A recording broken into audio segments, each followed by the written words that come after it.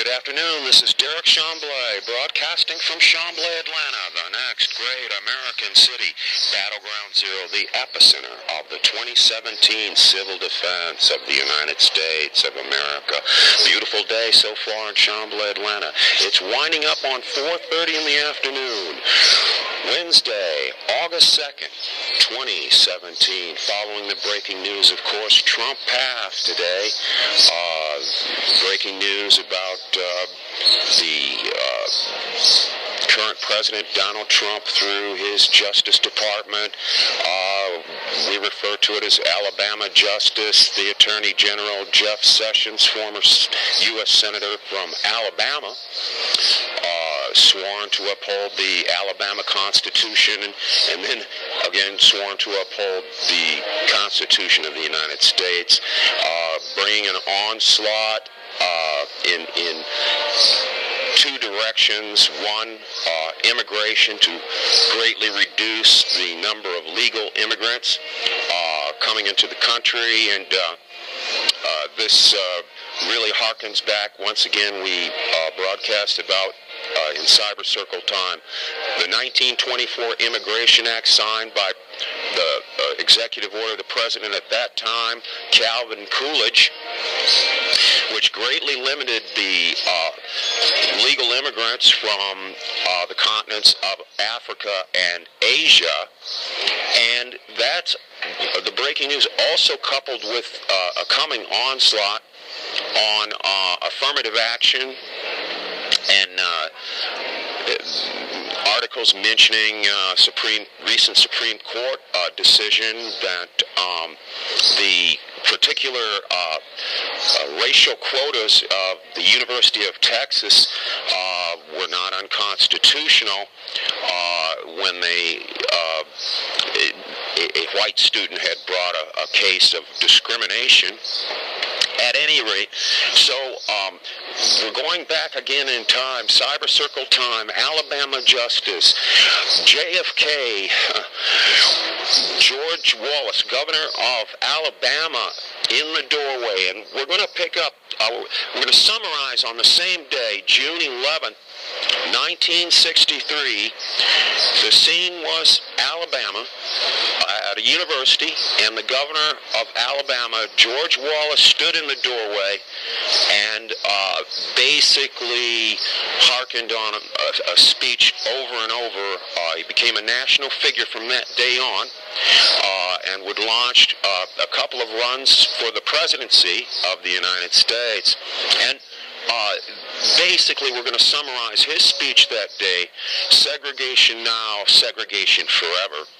And coupled with that, under the state constitution of Alabama, as governor, he had a right to the state's rights that they could basically regulate their particular departments of education without interference from the central government. But we're going to pick up the text of that night. Former President John F. Kennedy made a speech on civil rights, and we're going to pick up the text. It's in copperas.com. That's COPPERAS.com. And it was a televised address to the nation.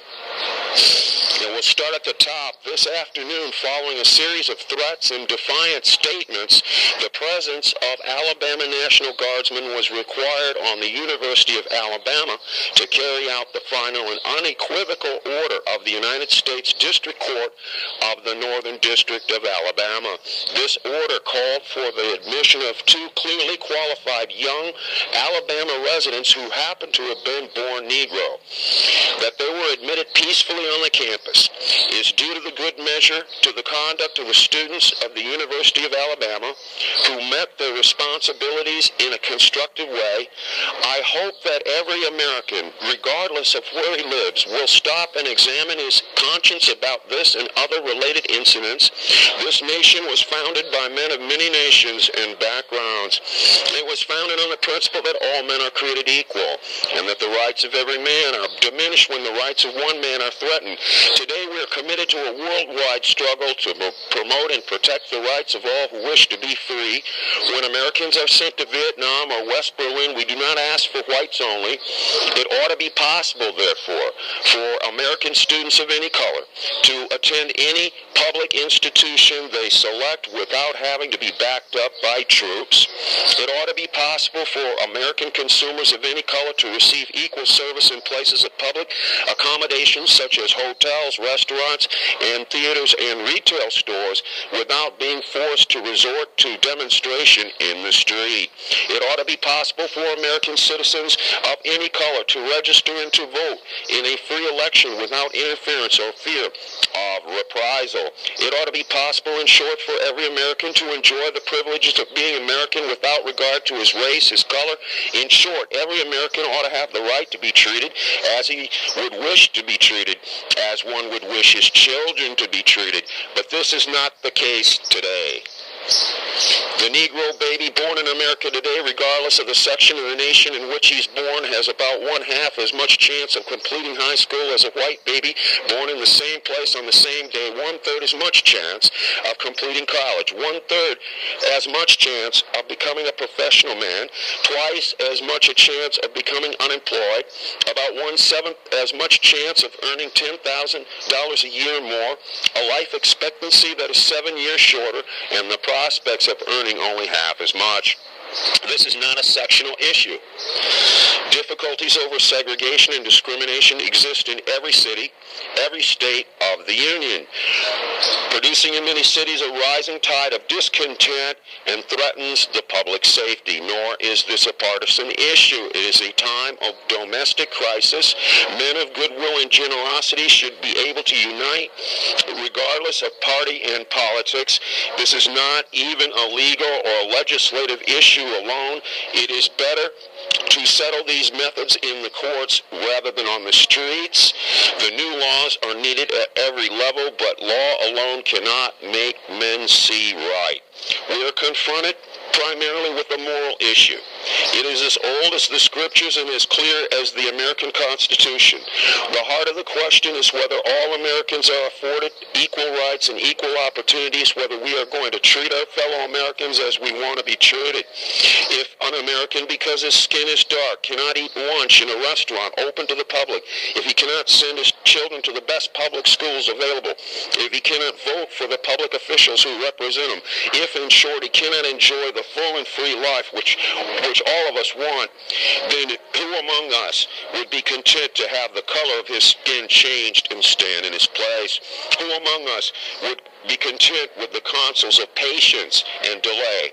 100 years have passed since President Lincoln freed the slaves, yet their heirs, their grandsons, are not fully free. They are not yet freed from the bonds of injustice. They're not yet freed from social and economic oppression. And this nation, for all its hopes and all its boasts, will not be fully free until all of its citizens are free. We preach freedom around the world, and we mean it, and we cherish our freedom here at home. But are we to say to the world, and much more importantly to each other, that this is a land of the free except for the Negroes? That we have no second-class citizens except Negroes? That we have no class or caste system, no ghettos, no master race, except with respect to Negroes? And we want to stop right there, because on the immigration situation, it seems as though it's an embodiment of the 21st century. The new Negro includes Asians and Africans and South and Central Americans.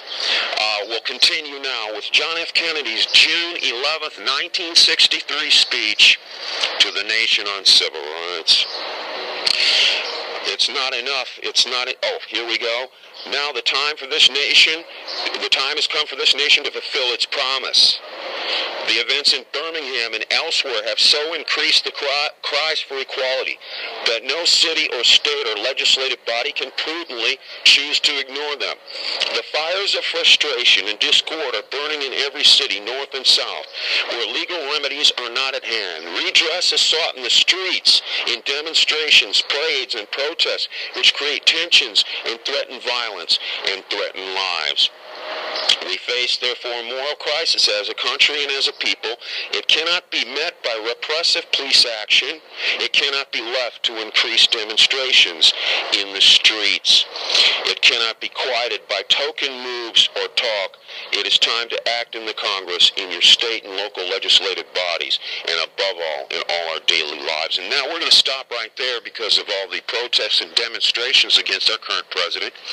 And we know that probably if you look at the vote totals from the 100 largest cities, our current president did not carry the 100 largest cities, where you have more of what they call a diversity of individuals, and really this spilling out to protest in the streets and the selection of that's just putting people at risk. And what's occurred is that our current president has co-opted the mayors, the police chiefs, of course, the sheriff's departments in the outlying counties that he took in the 2016 presidential election to crush these protests and whatnot, and perhaps even detain and jail the leadership based on labeling them as potential enemies in the war on terror. Okay, so now here we have an attorney general from Alabama, Jeff Sessions, and this is Alabama Justice. This is JFK, Trump path, JFK, George Wallace in the doorway. Okay, so as far as affirmative action in the civil rights acts in the 60s were really a reconstruction of Reconstruction after the Civil War. And Reconstruction broke down because of systematic Jim Crow laws and domestic terrorist attacks on African Americans. And in the 60s, this was a reconstruction of Reconstruction and affirmative action. But the time has come. The time has come where this government support is going to be withheld from the universities. It's going to be withheld. The affirmative action and whatnot, the time has passed for that. And there's a time when people separate again and, go back to that separate but equal kind of thing. And, really for everyone of every walk of life, of every color, you must strive to be the best. Strive to be the best. That's the way to leave the discrimination behind. Strive to be the best. And for the predominantly black universities and whatnot, don't expect any more federal aid, federal funding. And for the universities that have the student protests and whatnot, your federal funding may be cut off. And for the cities that welcome immigrants, your federal funding may be cut off. And that's just the way that it is now. And these things can be reversed in our electoral process in the elections. And that's it for now. This is Derek Chamblee, broadcasting from Chamblee, Atlanta. It's winding up on 4:30 in the afternoon, Wednesday, August 2nd, 2017. CYBERCYRCLETYME, orator John F. Kennedy, former president, and his speech on civil rights. It's Alabama Justice, Trump path, Wallace in the doorway. CYRADYO, Cyber Citizen Network, Derek Chamblee. Thank you very much.